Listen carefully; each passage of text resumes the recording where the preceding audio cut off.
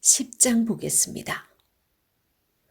내가 또 보니 힘센 다른 천사가 구름을 입고 하늘에서 내려오는데 그 머리 위에 무지개가 있고 그 얼굴은 해 같고 그 발은 불기둥 같으며 그 손에는 펴놓인 작은 두루마리를 들고 그 오른발은 바다를 밟고 왼발은 땅을 밟고 사자가 부르짖는 것 같이 큰 소리로 외치니 그가 외칠 때에 7 우레가 그 소리를 내어 말하더라.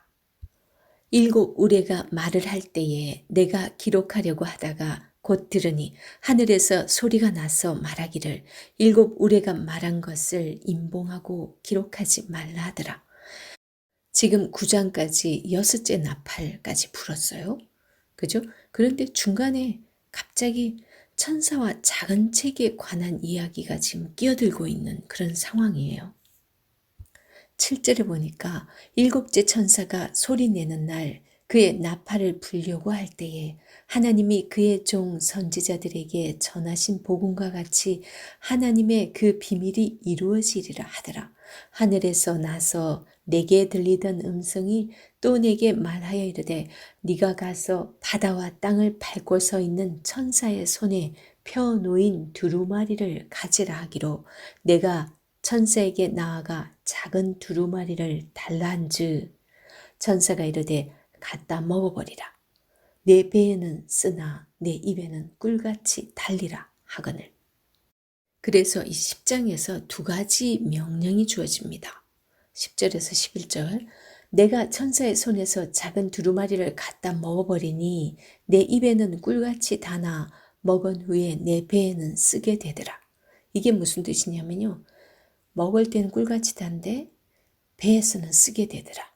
우리가 말씀을 읽고 말씀을 듣고 이렇게 깨달을 때는 그렇구나. 그러면서 굉장히 그걸 받아들여요. 흡족하게 그 깨달음이 너무 기분 좋은 거예요. 기분 좋게 그 말씀을 받아들입니다. 그런데 배에서는 쓰게 된다는 게 뭐냐면요. 그 말씀을 깨달아서 내가 아멘으로 한 건 좋은데 그 말씀을 살아내려고 하니까 이게 너무 고달픈 거예요. 그것이 지금 말씀이 배에서 쓰다라는 그런 표현을 대신하고 있어요. 2가지 미션 중에 하나는 책을 먹으라는 거고 2번째는 지금 11절에 나왔듯이 그가 내게 말하기를 네가 많은 백성과 나라와 방언과 임금에게 다시 예언하여야 하리라 하더라. 이 10장에서의 주 메시지는 이 2가지의 미션이에요. 처음엔 책을 먹으라. 책을 먹는 거 하나님의 말씀을 받고 내가 깨닫는 거예요. 그죠? 그런데 2번째 미션은 예언하라는 거예요. 지금 정말 고난 가운데 죽을 것 같은 그런 상황 가운데서도 이 세상이 엉망이잖아요. 이 악한 영들이 장악하고 있는 이 모습. 그래서 불경건한 세상을 향해서 정말 회개를 거부하는 그들을 향해서 주님의 말씀을 전해야 할 것을 지금 명령하고 있는 거나 마찬가지입니다. 그래서 10장에서 그 말씀을 했고 그러면 그 예언을 누가 해야 될 건가? 그 예언의 말씀을 전해야 될 사람이 필요한 거죠. 그래서 11장에서 2 증인에 대해서 소개를 하고 있습니다. 11장 또 내게 지팡이 같은 갈대를 주며 말하기를 일어나서 하나님의 성전과 제단과 그 안에 경배하는 자들을 측량하되 성전 바깥마당은 측량하지 말고 그냥 두라. 이것은 이방인에게 주었은즉 그들이 거룩한 성을 42달 동안 짓밟으리라. 내가 나의 2 증인에게 권세를 주리니 그들이 굵은 베옷을 입고 1260일을 예언하리라. 여기서 말씀을 예언하는 이 2 증인은 누구냐면요. 교회들을 상징하고 있습니다.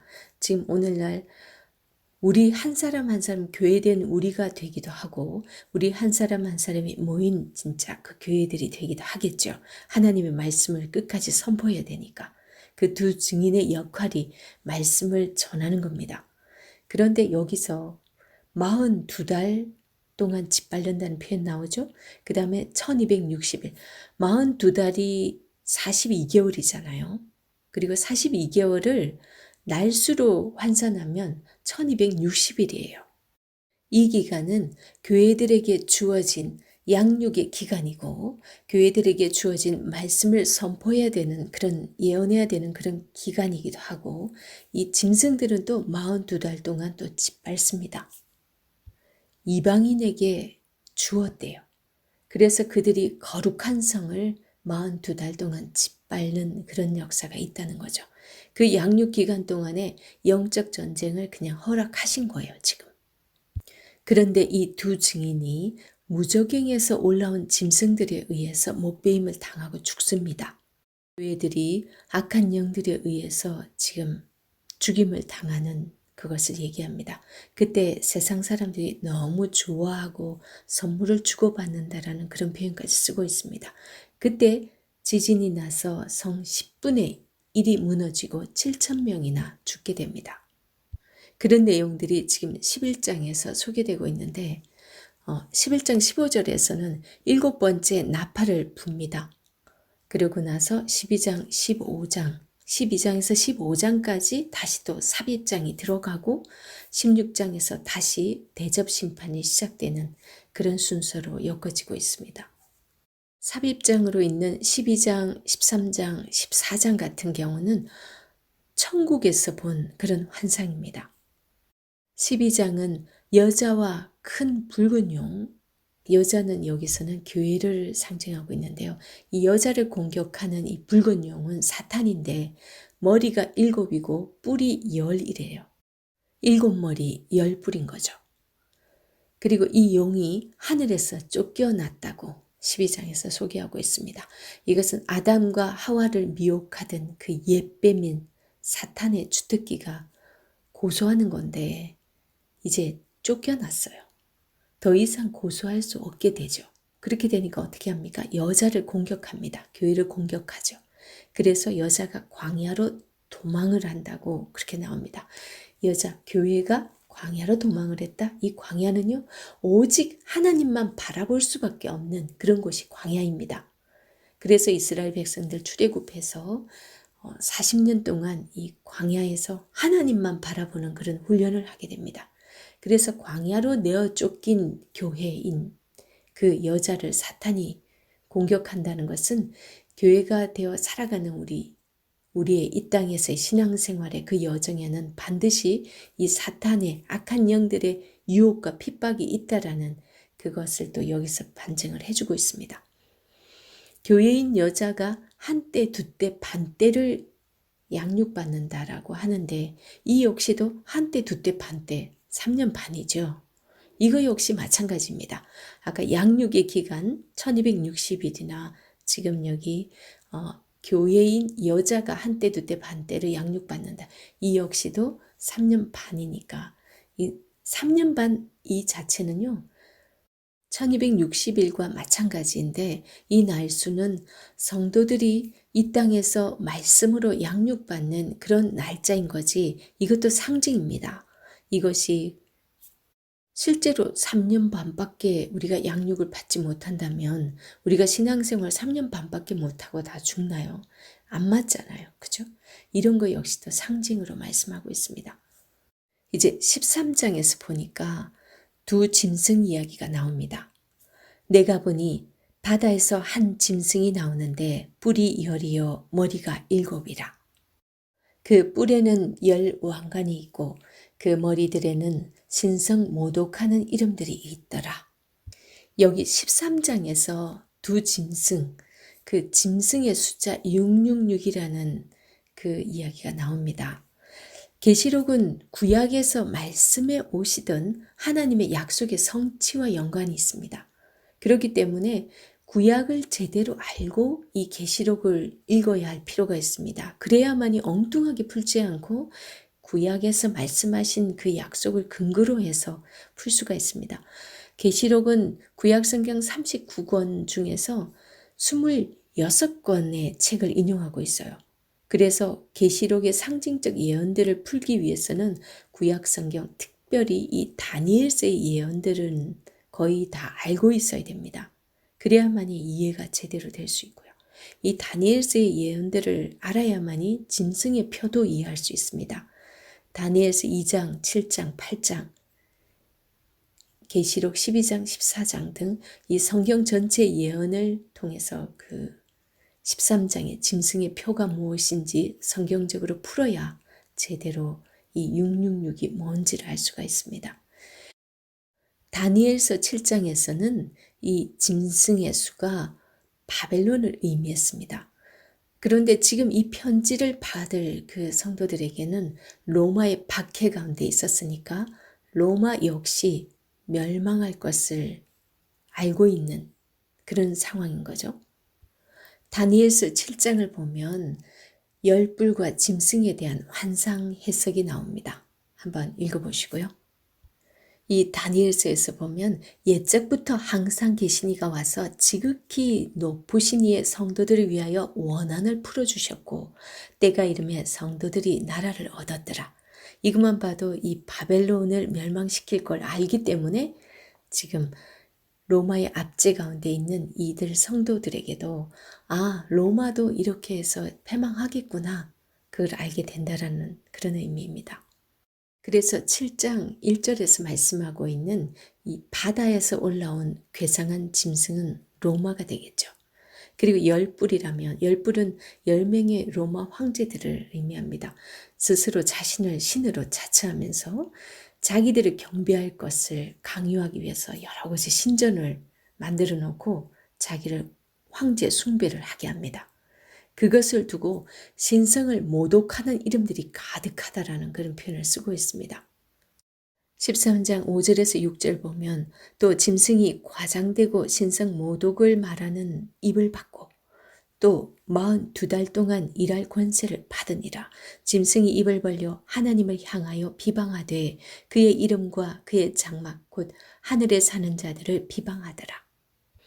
그리고 또 권세를 받아 성도들과 싸워 이기게 되고 각 족속과 백성과 방언과 나라를 다스리는 권세를 받으니 죽임을 당한 어린 양의 생명책에 창세 이후로 이름이 기록되지 못하고 이 땅에 사는 자들은 다 그 짐승에게 경배하리라. 이 짐승이 7머리 10뿔이라고 그랬잖아요. 이 7머리는 예수님이 쓰신 관을 흉내내고 있는 모습입니다. 그리고 이들이 한때 두때 반때 동안에 지금 일할 권세를 받았다라는 표현을 쓰고 있죠. 이거는 이 고난의 시간, 우리 성도들이 고난받는 그러면서도 양육의 시간, 이 교회 시대를 말하고 있습니다. 그러니까 오늘날 우리가 신앙생활하고 있는 이 시대 자체가 지금 영적 전쟁 가운데 있습니다. 그리고 3절에 보면요. 그의 머리 하나가 상하여 죽게 된 것 같더니 그 죽게 되었던 상처가 나음에 온 땅이 놀랍게 여겨 짐승을 따르고 그럽니다. 지금 죽게 된 듯한 거지 다 죽었던 건 아니에요. 이 죽었다가 살아났다라는 그런 모습을 보임으로 인해서 예수님께서 죽었다가 살으셨잖아요. 부활하신 그걸 지금 흉내내고 있는 그런 모습입니다. 4절에 용이 짐승에게 권세를 주므로 용에게 경배하며 짐승에게 경배하여 이르되 누가 이 짐승과 같으냐 누가 능히 이와 더불어 싸우리요 하더라. 그러니까 지금 사람들이 이 짐승과 같은 이 왕을 꼭 하나님같이 그렇게 떠받드는 그런 모습이에요. 그런데 8절 보니까 죽임을 당한 어린 양의 생명책에 창세 이후로 이름이 기록되지 못하고 이 땅에 사는 자들은 다 그 짐승에게 경배하리라. 이 영적 세계는요. 뭐 아니면 도예요. 하나님의 영에 속했느냐 아니면 짐승에게 속했느냐 둘 중에 하나입니다. 하나님을 믿지 않는다. 나는 아무것도 종교가 없어요. 그렇다고 심판 안 받을 줄 알아요. 하나님을 믿지 않는 예수 그리스도를 믿지 않는다는 그 자체가 이미 심판을 받은 겁니다. 하나님께서는 말씀을 통해서 오직 하나님만 유일신 하나님만 섬기길 말씀하셨어요. 그런데 이 땅에서의 그 복을 받겠다고 이 세상 권세자에게 굽신거리고 이 세상적인 방법으로 온갖 잘 살아가기 위해서 그것들을 섬기고 그것들에게 절하며 살아가는 그런 모습들, 그게 바로 우상숭배입니다. 교회에서도 기복신앙을 성도들에게 주입시키고 있다면 그 역시 우상숭배하도록 만들고 있습니다. 오늘날 그렇지 않아도 수많은 그리스도인들이 우상으로 섬기고 있는 것이 있죠. 만몬신, 돈 좋아하지 않는 사람 없습니다. 때로는 신앙까지 팝니다. 그리고 11절을 보니까 내가 봄에 또 다른 짐승이 땅에서 올라오니 어린 양같이 두 뿔이 있고 용처럼 말을 하더라 이럽니다. 지금 어린 양이 흉내를 내고 있어요. 이 세상 권세자들이 자기가 왕처럼 행세를 하잖아요. 그런 모습입니다. 그래서 바다에서 올라온 짐승은 로마라고 볼 수 있어요. 그래서 땅에서 그러면 올라온 짐승은 뭐냐? 성도들을 미혹하는 적그리스도입니다. 이단들은 자기들이 하나님을 흉내내면서 이적을 행하고 미혹하고 짐승의 인을 친다라는 것은요. 짐승의 사상을 성도들에게 주입시키는 거예요. 자기들만의 틀 속으로 들어올 수 있도록 그런 공부를 시키죠.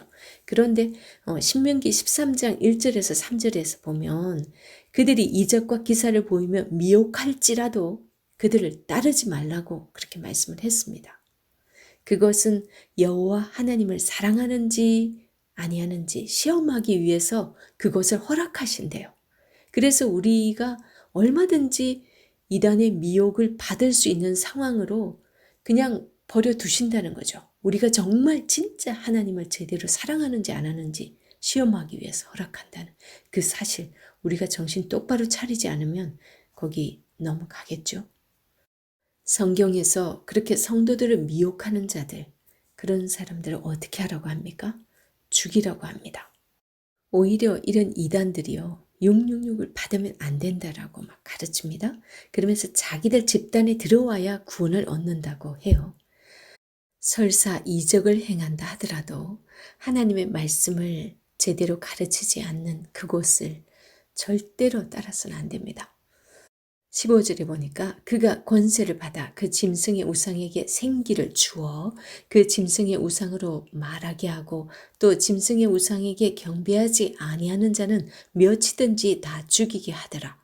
그가 모든 자, 곧 작은 자나 큰 자나 부자나 가난한 자나 자유인이나 종들에게 그 오른손에나 이마에 표를 받게 하고 누구든지 이 표를 가진 자 외에는 매매를 하지 못하게 하니 이 표는 곧 짐승의 이름이나 그 이름의 수라. 지혜가 여기 있으니 총명한 자는 그 짐승의 수를 세어보라. 그것은 사람의 수니 그의 수는 666이니라. 이 666을 두고 정말 말도 많고 온갖 사람을 다 666이라고 얘기가 있어 왔습니다. 이 666은요. 각 사람들마다 그 이름의 알파벳이 있잖아요. 각 알파벳마다 숫자가 부여되어 있는 거예요.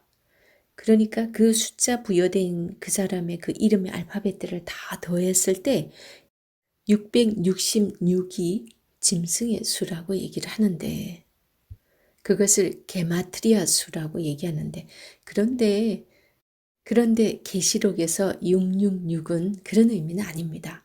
당시에 사람들 사이에서 알파벳 그 숫자를 다 더해서 예를 들어서 어떤 사람들은 나는 545 여인을 사랑한다. 이런 거를 폼페이 유적의 그 벽에다가 그렇게 써놓은 적도 있었대요. 나는 545 여인을 사랑한다. 이거는 자기랑 그 사람 아니면 일부 몇 명만 알 수 있겠죠. 공개적으로 그렇게 벽에다가 그렇게 써놓고 왜 우리가 어떤 데 길 가다 보면 벽에다가 나는 누구누구를 사랑한다. 누구는 누구를 사랑한다. 막 이런 거 써놓은 거 봤죠. 그것처럼 옛날에는 이런 식으로 많이 표현을 했었대요.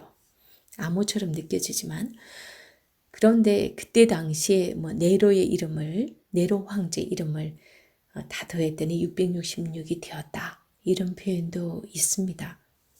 그래서 지금까지 다 거론되었던 사람들, 제가 들어본 사람만 다 얘기하면요.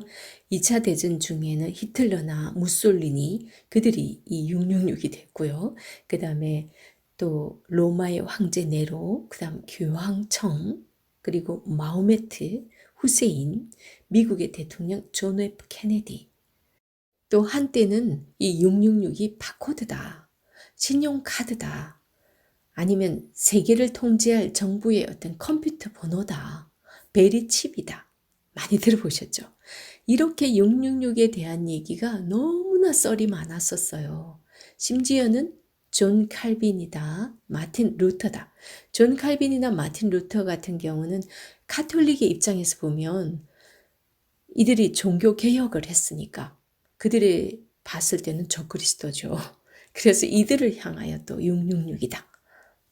그렇게 그냥 사람들은 그 당시에 어떤 자기의 대적자들 이름에다가 어떻게든 끼워 맞춰가지고 이렇게 666을 만들어내는 그런 상황이 있었습니다. 그런데 이 666이 과연 그런 것일까요? 제가 하늘 보좌 한 상에서 예수 그리스도의 형상을 언급하고 있는 데서 예수님이 7뿔을 가졌다 그랬어요. 7, 그죠? 그리고 7 눈이 있다고 말씀드렸어요. 7이죠. 또 그 다음에 7 영이 있더라고 표현했습니다. 그러니까 777입니다. 완전수이죠. 7이 왜 완전수인지 말씀드렸죠.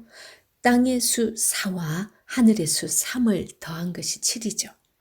그래서 예수 그리스도는 7뿔, 7눈, 7영, 그래서 777입니다. 그런데 지금 666은요, 이 사람의 수라는 표현을 했잖아요. 그죠? 사람의 수니, 그의 수는 666이니라. 그러니까 아무리 인간이 제 아무리 이적을 일으키고 대단한 능력을 가진 것 같아도 결국은 777에 못 미치는 666이라는 거예요. 그래서 어떤 분은 어차피 불완전한 수인 6이 3번 겹쳐서 확실하게 불완전한 666이다. 이렇게 보기도 합니다.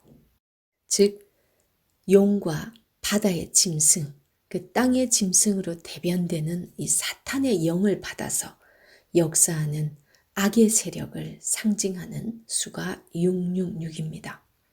그런데 실제로 그 당시에 어떠한 배경이 있냐면요. 왜 그러면 이 666인을 받지 못하면 이들이 매매도 못하고 그런 표현을 쓰고 있을까요? 이 로마의 신전에서는 이 황제를 숭배를 하게 했다고 했잖아요. 황제 숭배 사상. 그 황제를 숭배하기 위해서 그 신전을 여러 개 세운 거예요. 그런데 그것이 금융을 장악하고 있었대요. 그러니까 장사를 하려면 그들의 조합에 가입을 해야만 되는데 그러기 위해서는 황제 숭배를 해야만이 장사를 마음대로 할 수 있는 거예요. 그래서 그런 조합에 가입하려면 짐승의 표, 그들에게 승인을 받아야만이 이 일을 할 수 있기 때문에 그래서 짐승의 표라는 그런 얘기가 나오는 거예요. 그럼에도 불구하고 좀 가난하고 힘들더라도 그것을 참고 견디라고 지금 말씀을 하고 있습니다. 예수님께서도 광야에서 줄이신 상황에서 악한 영들이 자, 너 나에게 절해라. 그러면서 그러면 내가 이 세상 만국을 다 주리라 그랬을 때 주 너의 하나님을 시험하지 말라고 그러고 그리고 너가 배고프니까 이 돌들로 떡덩이를 만들어라 그랬을 때 사람이 떡으로만 사는 것이 아니요 하나님의 입에서 나오는 말씀으로 살 것이니라 하면서 신명기 말씀을 하면서 물리치잖아요. 그래서 예수님께서도 그 영적 전쟁에서 이기셨어요. 그러니까 오늘날 우리가 예수님의 제자로 살아가는 이 삶에서 우리 역시도 그 영적 전쟁에서 이겨야만이 주님과 영원한 나라에서 행복하게 살 수가 있는 겁니다. 꼭 이기시기 바랍니다.